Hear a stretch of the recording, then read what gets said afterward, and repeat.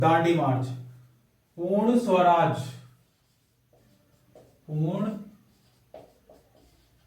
स्वराज, पूर्ण स्वराज ऐसे आने वाला नहीं था। इसके लिए लोगों को लड़ाई में उतरना था। 1930 में गांधी जी ने ऐलान किया। 1930 में क्या किया गांधी जी ने? 1930 में गांधी जी ने ऐलान किया। क्या ऐलान किया? कि वह नमक कानून तोड़ने के लिए क्या करेंगे? यात्रा करेंगे। किसके लिए? नमक कानून।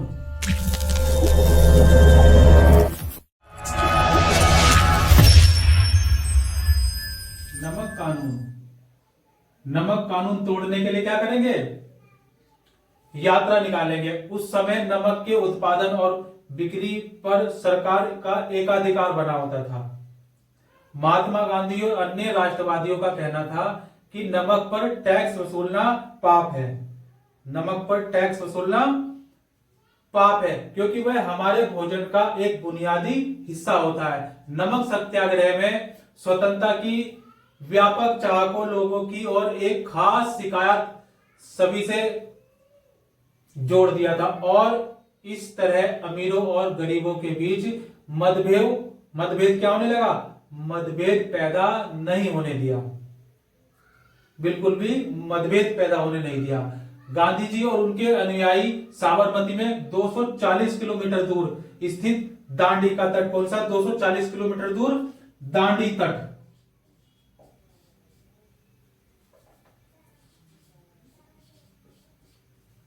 दांडी तट 240 किलोमीटर पैदल दूर दांडी पर क्या करने लगे? पैदल चलकर गए और वहां उन्होंने तट पर बिखरा हुआ नमक इकट्ठा करते हुए नमक कानून को सार्वजनिक रूप से क्या किया? उल्लंघन किया। सार्वजनिक रूप से उन्होंने क्या किया? उल्लंघन किया। उन्होंने पानी उबालकर भी नमक बनाया। इस आंदोलन में किसानों और आदिवासियों और महिलाओं ने बड़ी संख्या में हिस्सा लिया। किसने? आदिवासियों ने भी जो है इसमें हिस्सा लिया और महिलाओं ने भी लिया, किसानों ने भी लिया, बढ़ चढ़कर हिस्सा लिया। और नमक के मुद्दे पर एक व्यवसायिक संघ ने पर्चा प्रकाशित किया। क्या किया? पर्चा प्रकाशित किया। सरकार ने शांतिपूर्ण सत्याग्रहियों के निर्मम दमन के जरिए आंदोलन को कुचलने का प्रयास किया। हजारों आंदोलनकारियों को क्या किया गया? जेल में भेजा गया। जो आंदोलनकारी थे, जो आंदोलन कर रहे थे, उनको, बहुत सारे आंदोलनकारियों को क्या किया गया? जेल भी हुई। बहुत सारे इसमें से ऐसे आंदोलनकारी हुए जिनको जेल भी हुई, जेल में डाल दिया गया। भारतीय जनता के साझा संघर्षों के चलते आखिरकार 1935 में, कब? 1935 में government of India,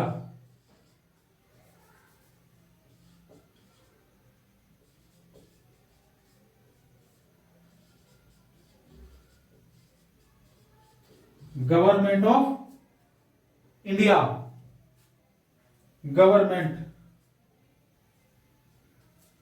government of India, ये क्या बनाया? एक्ट बनाया। क्या है ये? एक्ट। 1935 में क्या बनाया गया? एक्ट बनाया गया। उसमें प्रांतीय स्वतंत्रता का प्रावधान किया गया। सरकार ने ऐलान किया कि 1937 में प्रांतीय विधायिकाओं के लिए चुनाव कराए जाएंगे। क्या किया? 1937 में। कब? 1937। 1937 में प्रांतीय विधायिकाओं के लिए भी क्या कराए जाएंगे? चुनाव कराए जाएंगे। इन चुनाव के परिणाम आने पर 11 में से 7 प्रांतों में कांग्रेस की सरकार बनी। किसकी सरकार बनी? कांग्रेस की। कांग्रेस की सरकार बनी। 11 में से 7 प्रांतों में कांग्रेस की सरकार बनी। और प्रांतीय स्तर पर 2 साल के कांग्रेसी शासन के बाद सितंबर 1939 में, सितंबर 1939 सितंबर 1939 में दूसरा विश्व युद्ध हुआ। कौन सा विश्व युद्ध हुआ? दूसरा विश्व युद्ध।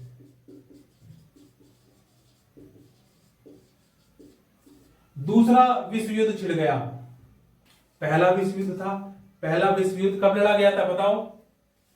प्रथम विश्व युद्ध 20 जुलाई 1914 से प्रारंभ हुआ और 11 नवंबर 1918 को क्या हो गई थी, उसकी समाप्ति हो गई थी। और द्वितीय विश्व युद्ध सितंबर 1939 में छिड़ गया।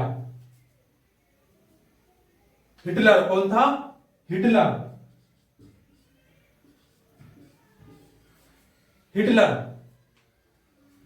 हिटलर के प्रति जो है आलोचनात्मक रवैये के कारण कांग्रेस के नेता ब्रिटेन के युद्ध प्रयासों में मदद देने को तैयार हो गए थे। इसके बदले में वे चाहते थे कि युद्ध के बाद भारत को स्वतंत्र करा दिया जाए। क्या चाहते थे? युद्ध के बाद भारत को स्वतंत्र करा दिया जाए। अंग्रेजों ने यह बात नहीं मानी। अंग्रेजों ने देखो यह बात बिल्कुल नहीं मानी। क्यों? क्योंकि कांग्रेसी सरकार ने विरोध में क्या दे दिया? इस्तीफा दे दिया। सरकार ने विरोध में इस्तीफा दे दिया। भारत छोड़ो, उसके बाद क्या हुआ? भारत छोड़ो, भारत छोड़ो, और उसके बाद भारत छोड़ो, और उसके बाद महात्मा गांधी ने देखो दूसरे विश्व युद्ध के बाद अंग्रेजों के खिलाफ आंदोलन का एक क्या किया? नया चरण शुरू किया। क्या किया? एक नया चरण शुरू किया। उन्होंने अंग्रेजों को चेतावनी दी कि वे फौरन भारत छोड़ दें। चेतावनी क्या दे दी? कि वे तुरंत क्या करें? भारत छोड़ दें, तुरंत गो बैक,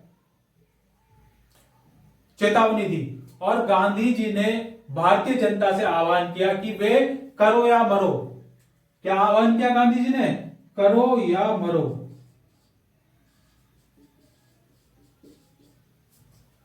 करो या मरो, या तो कर जाओ या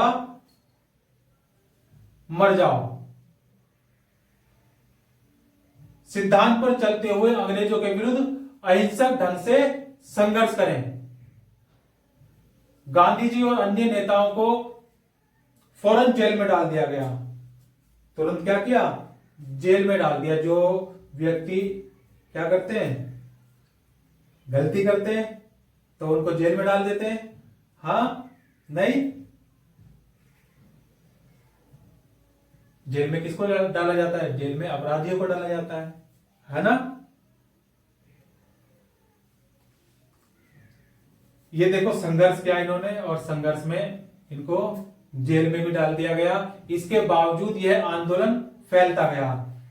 आंदोलन में देखो ये तो जेल में है, लेकिन उसके बाद भी क्या हुआ? आंदोलन फैलता गया। किसान और युवा इस आंदोलन में बड़ी संख्या में शामिल हुए। किसान भी शामिल हुए बड़ी संख्या में, और विद्यार्थी भी।